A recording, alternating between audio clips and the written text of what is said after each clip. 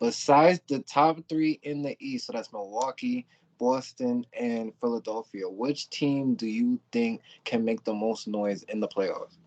I would say the Atlanta Hawks. I know they're currently on the bottom of the Western Conference, around like the eighth, seventh area.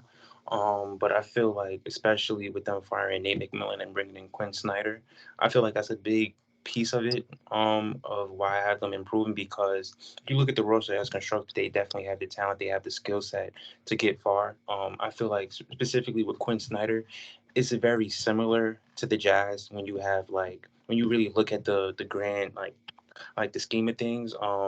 You have like a prominent scorer in Trey Young, who's undersized, similar to Donovan Mitchell. You have a playmaker in Dejounte Murray. You had a playmaker with Ricky Rubio, Mike Conley. You know how to facilitate that guard area. Then you have shooters. You have Bogdanovich. You got Sadiq.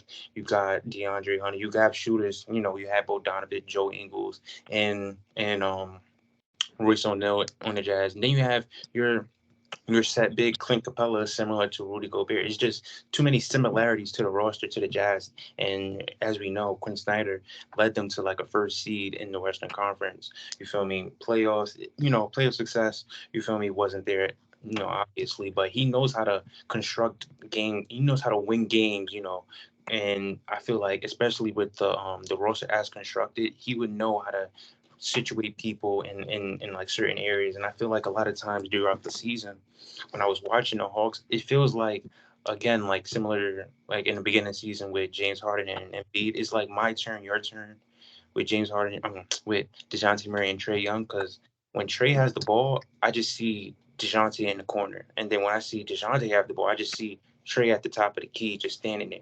They just like frozen. So I feel like he's gonna situate that out, and I feel like this is a perfect roster for him.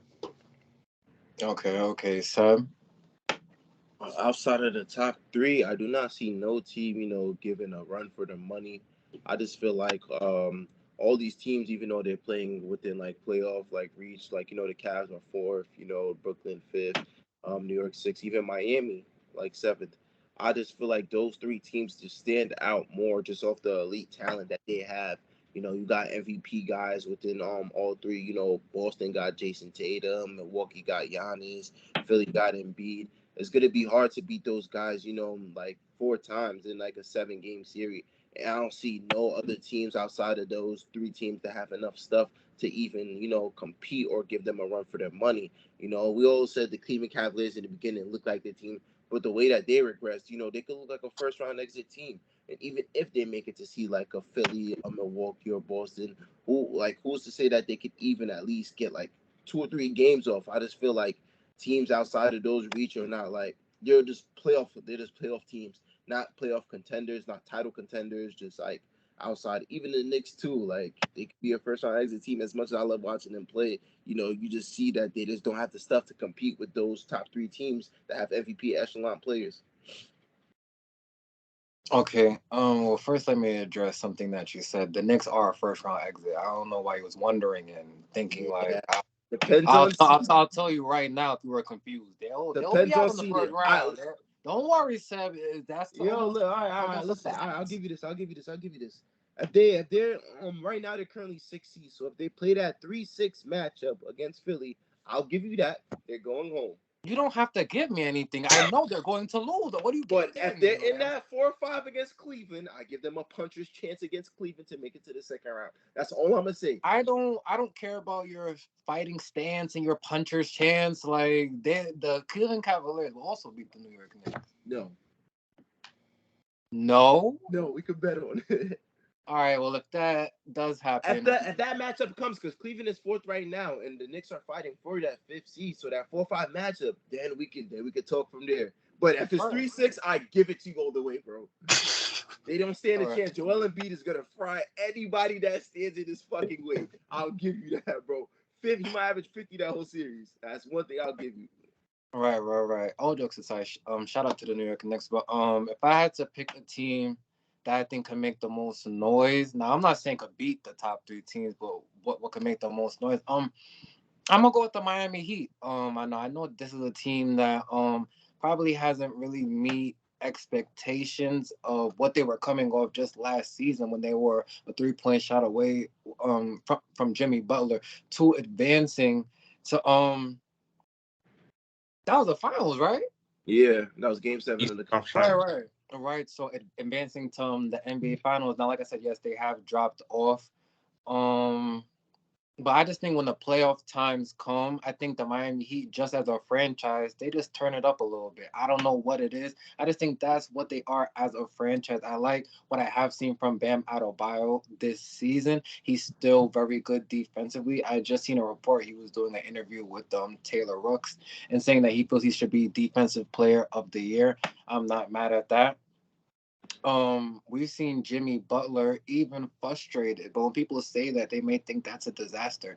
I think that's a good thing for him, and I think that's a good thing for the team, because I notice whenever that team has like internal problems or things that might be internal that we get to see as fans, we like to panic and be like, oh well, they're done. I think that's good for them. I think that's gonna get them fired up. Him saying that we can't win games right now, I feel like that's kind of calling out his teammates and the coach in a sense, like, let's switch something up. Like, we can't just keep doing the same thing. Obviously, it's not working. So I would definitely look into that. I think Tyler Hero, I don't know if I would say he's taken the next step, but he's still been solid. He's still a solid player. I think the key to me is going to be Kyle Lowry. I hate talking about Kyle Lowry because I feel he doesn't really do too much anymore. I think his best years were just with the Raptors. I just don't think he really has it too much anymore. But if you can at least get a consistent 10 to 12 points out of him in the playoffs, I think that would really help the Miami Heat. Also, the addition of Kevin Love. I love that addition for them. NBA champion, veteran, could definitely help space out the floor, knock down that 3-point shot. I think he's going to get an even bigger role in the playoffs. I wouldn't be surprised. Maybe they do a lineup where you got, Lowry out there with Bam, Love, Jimmy Butler, and whoever they want to have at that two guard position. I wouldn't be too mad at that. And just also, I got to put a lot of respect just on Eric Spoelstra. I think he's one of the best coaches in the NBA when it comes to making adjustments, especially in playoff times. He has a lot of belief in his team, and I think the team has a lot of belief in him. So I feel they just have a lot of good factors. Some people might say, why did no one say the Cleveland Cavaliers? I would just trust the Heat a little more than the Cavs, not even talent-wise, but just the Heat being veterans. In the playoffs, that matters. Being just in those moments before, it just matters a lot in the playoffs. So I would just trust them. Sort of what Seb was alluding to, when it comes to facing the Bucks and 76ers and the Celtics, I think the Heat, with all those vets on the team, damn, they're taking the Celtics to 7 games last year. They know how to quote unquote neutralize some of these top teams. So if I had to pick one, I'll pick the Miami Heat. Yeah, and they just beat the Sixers by 2 points, like just Oh, now. so they just won. So there you go. I feel that makes my point a little more valid. I just think they're a team that when they got their head straight on winning, they're not a bad team. But sometimes I feel they just don't care. Like I feel like that's a team where they just coast through the regular season. When the playoffs come is when I feel they ramp it up. So I think we'll see just another level of the Heat this summer. If you caught what I did there, the level of the Heat this summer. All right, so